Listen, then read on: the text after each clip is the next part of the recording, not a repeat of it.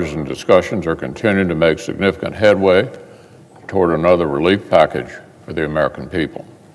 Democratic leaders, Speaker Pelosi, Leader McCarthy, and I have been working around the clock for several days now.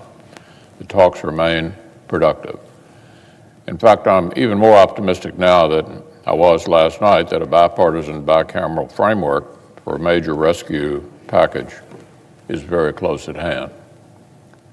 Well, let's face it though, Mr. President, it doesn't help struggling Americans keep their jobs or endure unemployment or pay their rent or get vaccines any faster to keep hearing that we're having good discussions.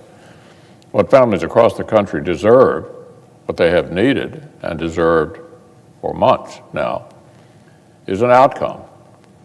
Another targeted relief package to get more assistance into the hands as fast as possible.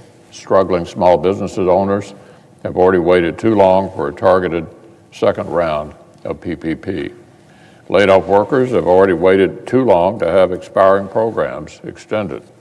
Kids, teachers, and families have already waited too long for funding to help schools reopen safely.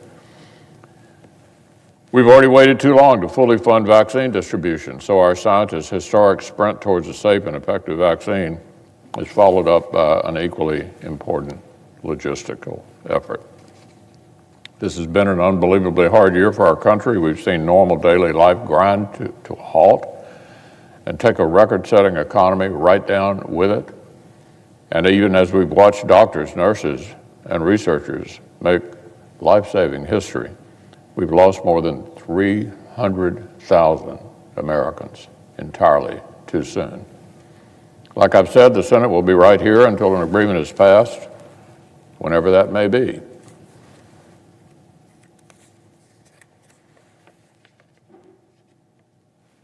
We'll just continue voting. There are some more well-qualified nominees for important posts that we can confirm in the meantime. So let's finish our business for the American people. Now, on a completely different matter, Mr. President, I jump at any opportunity to praise my incredible staff. I'm just sorry that one natural occasion is when great people head toward the exits. Phil Maxson of Lexington, Kentucky, has mastered one of the toughest jobs on Capitol Hill. As Chief of Staff for my personal office, he oversees the operation that delivers for Kentucky families and Kentucky priorities. Here's what that role means in our tight-knit organization. It's like being the player-coach on an old baseball team, who's also a utility player at the same time. Phil wears about 10 hats each day, orchestrating a seamless operation. He's mastered policy, political strategy, messaging, constituent services. He's budgeted and managed the office itself. And Phil is also a liaison and colleague to my leadership office here in the Capitol. He's the linkage between the two sides of my operation, the single person most responsible for helping me harmonize home state priorities with my national duties and keep the Commonwealth at the center of all I do. It's a tall order. It takes the best of the best, someone who's so capable that every important issue will involve them, but so humble that situations never become about them. Enter Phil Maxson, a kind, cheerful, and unbelievably competent servant leader whom I'm convinced nobody on this planet dislikes. Phil climbed the Capitol Hill ladder the old-fashioned way. He joined my team as an intern a decade ago.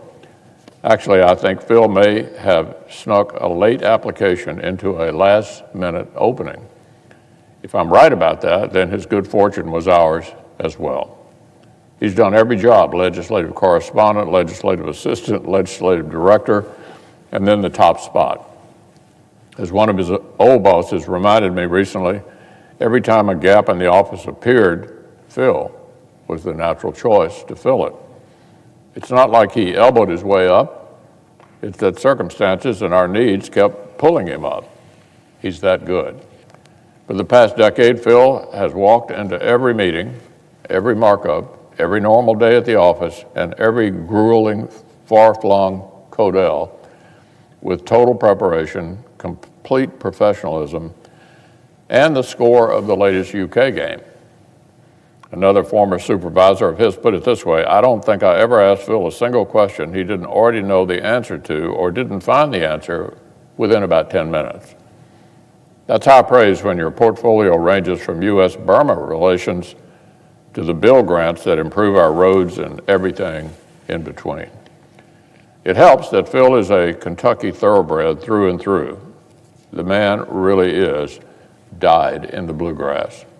As a young man in Lexington, he found part-time work giving tours at Henry Clay's Ashland estate. He also graduated from Henry Clay High School. You could say the Senate was a natural destination. Here, he met UK coach Calipari, President Netanyahu, and families from Kentucky's smallest towns.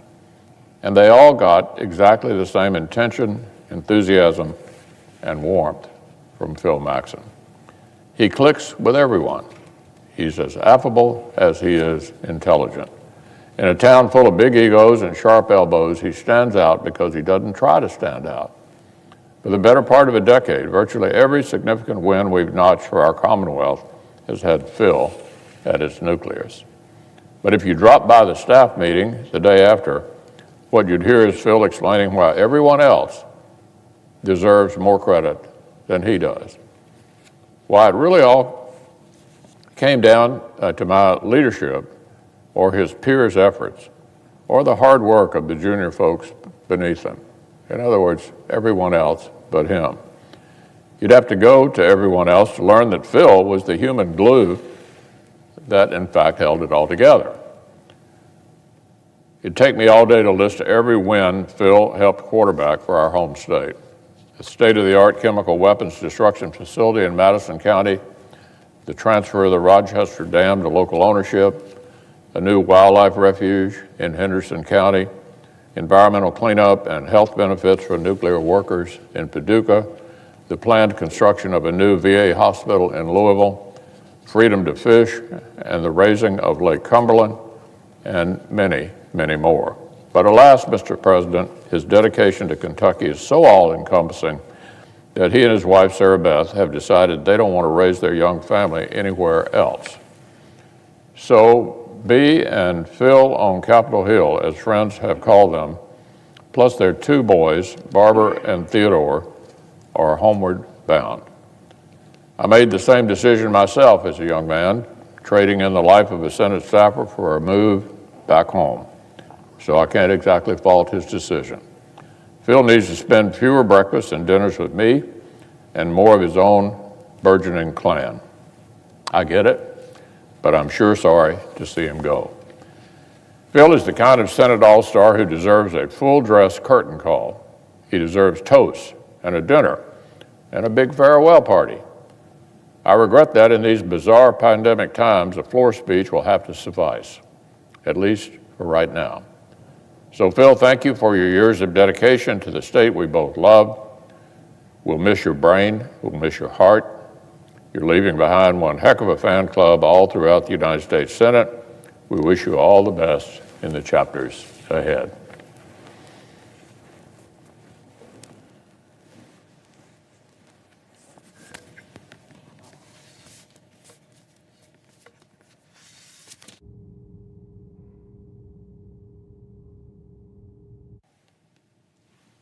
I suggest that, the court. The clerk will call the roll. Mr. Alexander.